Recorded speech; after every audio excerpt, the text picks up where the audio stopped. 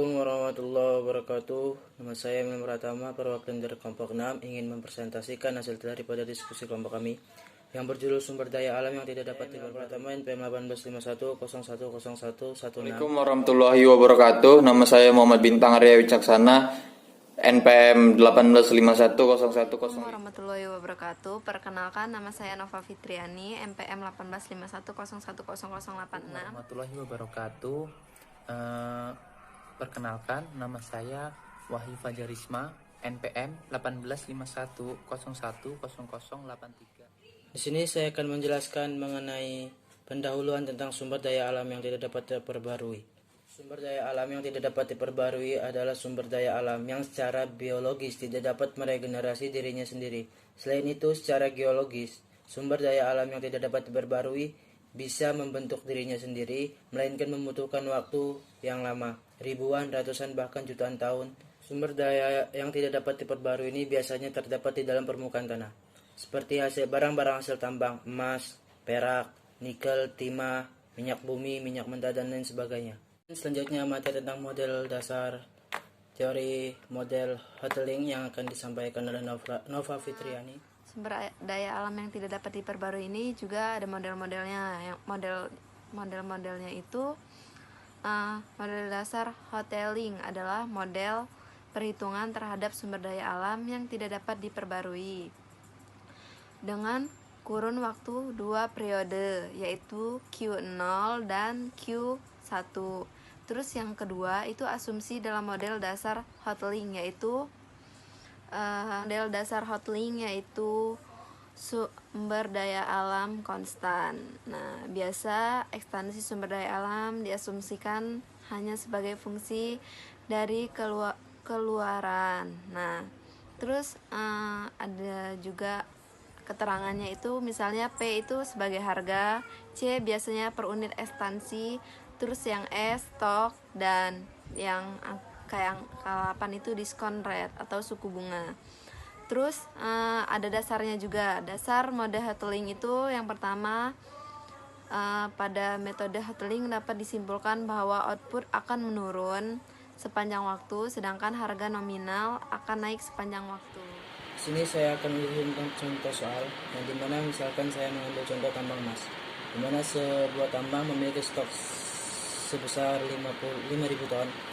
Pada kurva permintaannya sebesar PT sama dengan 1000 dikurang 0,1 KT, dan biaya kreasi per unit per ton yaitu 50 juta. Pada tingkat suku bunga sebesar 10%. Yang ditanyakan adalah harga satuan dan jumlah kreasinya atau P dan Q. Untuk menjawab, sebelumnya kita harus mengetahui apa saja yang sudah terdapat di dalam contoh soal tersebut. Yang pertama ada PT sama dengan 1000 dikurang 0,1 Q. Kemudian ada C dengan jumlah 50 juta dan suku bunga sebesar 10%. Untuk mencari jawaban yang ditanyakan tersebut, sebelumnya yang pertama yang harus dicari adalah range marginal pada periode-periode tersebut. Yang pertama periode 0 dan periode 1. Untuk mencari periode 0 yaitu PT dikurang C, yaitu 1000 dikurang 0,1 dikurang 50. Hasilnya sama dengan 950 dikurang 0,1 Q0. Pada periode 1 yaitu jumlah P0 dibagi 1 ditambah suku bunga, yang dimana 950 dikurang 0,1 Q0 dibagi 1,1 yang hasilnya yaitu 863,636 dikurang 0,0909 Q1. Sedangkan di dalam tambang tersebut memiliki kendala, yaitu berupa stok yang hanya terbatas sampai 5.000. Stok sama dengan Q0 ditambah Q1. Q1 berarti sama dengan 5.000 dikurangi Q0. Untuk mencari jawaban jumlah kreasi yang dibutuhkan, yang didapat, kita harus pertama-tama kita harus mensubstitusikan hasil daripada P0 dengan P1 tersebut, yang itu yaitu di mana 950, dikurang 0,1 Q 0 ditambah 863,636 dikurang 0,09 Q1, yang dimana Q1 tersebut kita substitusikan dengan kendala yang tadi kita cari, yaitu Q1 5000 dikurang Q0. Jadi 950 dikurang 0,1 Q0 sama dengan 863,636 dikurang 0,0909 dikali 5000 dikurang Q0. Maka dapat diketahui hasil dari Q0 yaitu 2833,33 dan Q1 2266,67. Dimana untuk mencari Q0 yakni dengan cara mensubstitusikan Q1 tadi, yakni 950 dikurang 0,1 Q0 sama dengan 863,636 dikurang 0,0909 dikali 5000 dikurang Q0. Kita kali silangkan 0,0909 dengan 5000 dan Q0. Maka hasilnya itu 950 dikurang 0,01 Q0 sama dengan 863,636 dikurang 454,5 ditambah 0,09 Q0. Kemudian kita kurangkan 863,636 dengan 454,5. Kemudian hasilnya yaitu 409,136. Maka ketika itu kita samakan yang sama, yakni 950 kita pindah 409,136 kita pindah ruaskan ke depan, yakni 950 dikurang 409,136. Kemudian 0,1 Q0 kita pindahkan ruasnya ke sebelah kanan, yakni 0,0909 Q0 yang tadinya Q0 yang 0,1 Q0 kan minus. Kemudian kita pindah ruaskan menjadi plus, jadi 0,09 ditambah 0,1 dan hasilnya itu 0,1909. Kemudian setelah kita ketahui hasilnya, kita bagi dari 950 dikurang 409,136 dibagi dengan 0,1909. Maka hasilnya yakni 283,33. Itulah hasil daripada Q0. Dan untuk mencari Q1 nya, kita tinggal masuk di kendala yang dimana tadi stok adalah 5000, yang dimana stok adalah pertambahan daripada Q0 ditambah Q1. Tadi sudah kita cari dengan Q0 nya, maka kemudian kita akan mencari Q1 dengan cara stok dikurang dengan Q0. Maka hasilnya 5000 dikurang 2833,33 hasilnya itu 22.266,67. Maka daripada itu jumlah ekstraksi yang kita cari atau Q, yakni Q1 dengan jumlah 2266,67 dan Q0 dengan jumlah 2833,33.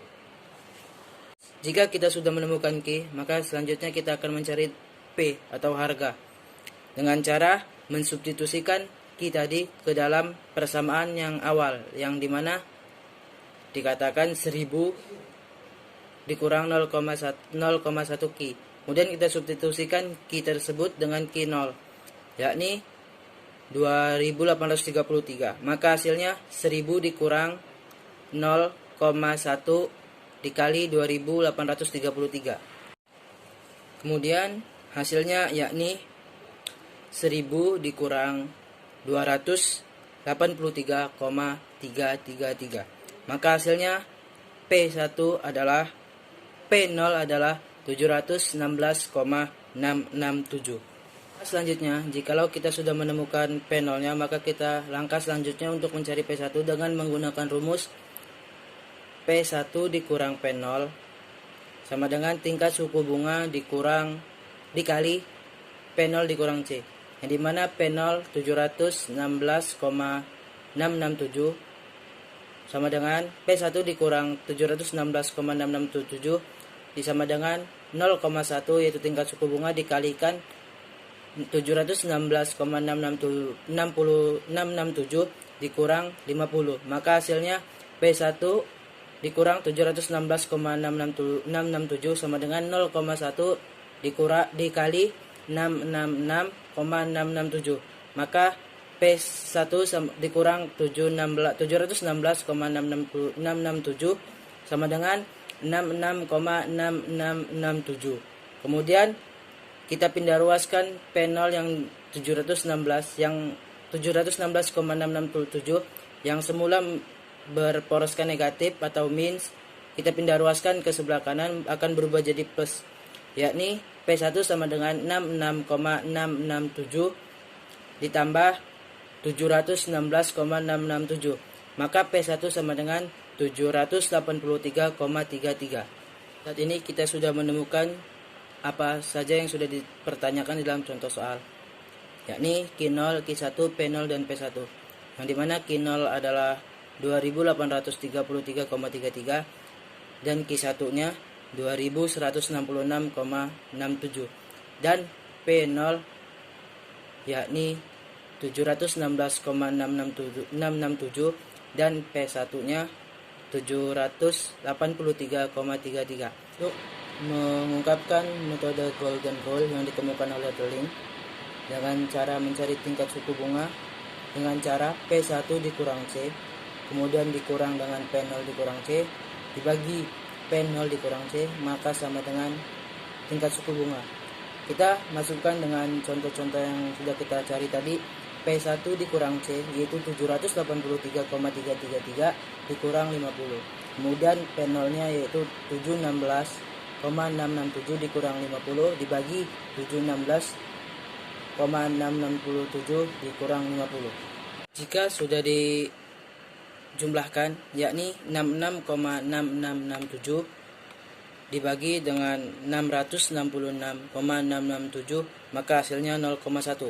Jadi tingkat suku bunga dengan metode golden rule yang dikemukakan oleh Hotelling hasilnya itu 0,1, sama dengan contoh soal yang sudah dikemukakan. Jadi hasil yang sudah dikemukakan tadi, yakni Q0, Q1, P0, P1 itu tersebut dapat dinyatakan benar karena sesuai dengan metode golden rule yang dikemukakan Hotelling yang sudah kita cari bersama-sama tadi. Selanjutnya model ekstraksi multiperiode yang akan dijelaskan oleh Wahyu Fajarisma. Penghitungan sumber daya tidak terbarukan itu terdapat beberapa metode yang dimana nantinya akan menerangkan bagaimana hasil akhir suatu perhitungan tersebut. Nah, di sini saya akan menjelaskan sedikit mengenai ekstraksi model multiperiode. Dalam ekstraksi sumber daya alam yang tidak dapat diperbarui itu memiliki kendala dalam beberapa ketersediaan daripada sumber daya tersebut gitu. Untuk multiperiode adalah suatu pengembangan lebih jauh dari model sebelumnya, dan di mana metode ini akan menghasilkan golden rule, di mana hanya membedakan dengan metode sebelumnya yaitu mengenai menggunakan periode waktu yang lebih lama dibanding metode-metode sebelumnya. Dalam alur ekstraksi multiperiode seperti yang sudah dikatakan di atas, bahwasanya harga awal itu mengekstrasikan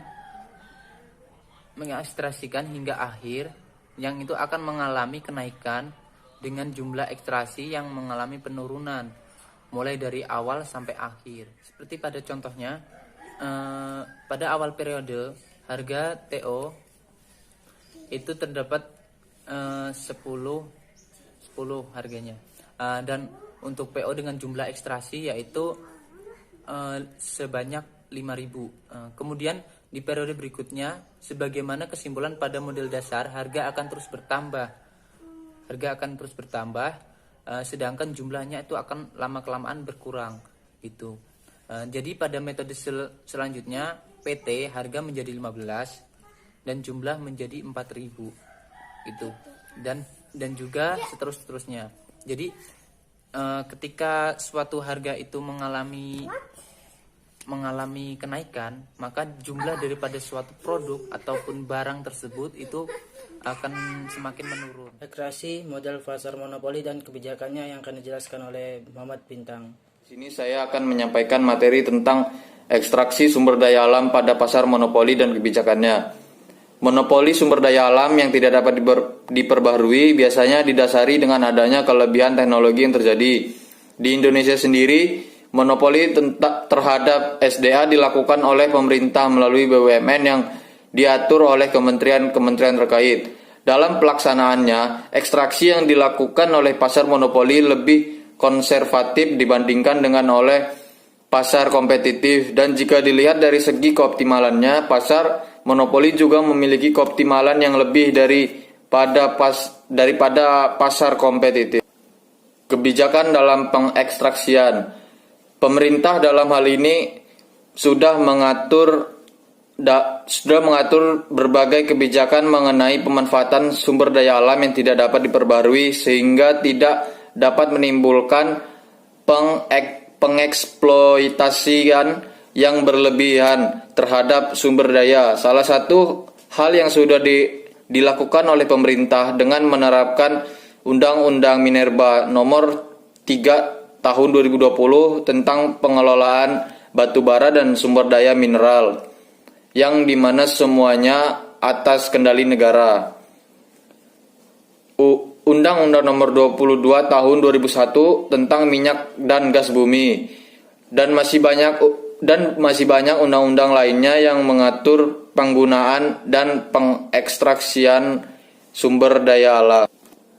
Adapun pemerintah menegaskan dalam hal penambangan sumber daya, hal yang paling diperhatikan adalah aspek keamanan lingkungan dan ekosistem yang ada di sekitar tempat pertambangan, dan hal yang akan dilakukan setelah selesai dalam kegiatan pertambangan, yang dimana mewajibkan semua perusahaan pertambangan untuk mengatur izin penerbitan AMDAL, yang dimana bertujuan untuk menekan perusahaan dan memberi masukan untuk kelayakan dan pengawasan lingkungan dan ekosistem di sekitarnya.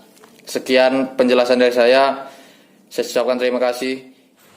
Sekian presentasi dari kami, kurang lebihnya kami mohon maaf. Kepada Allah kami mohon ampun. Bila taufik wal hidayah. Wassalamualaikum warahmatullahi wabarakatuh.